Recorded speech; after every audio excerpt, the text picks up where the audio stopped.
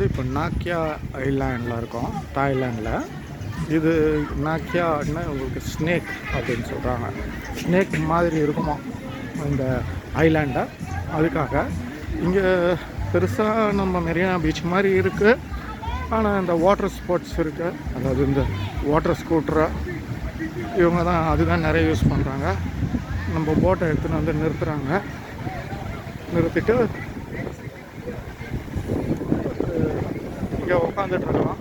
இந்த இவங்கெல்லாம் அந்த வாட்டர் ஸ்கூட்டரில் வந்து நிறைய பேர் இது பண்ணுறாங்க, ஓட்டுறாங்க.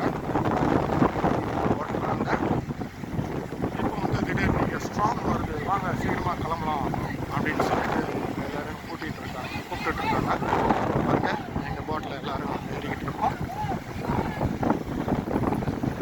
சரியாக இருக்கு.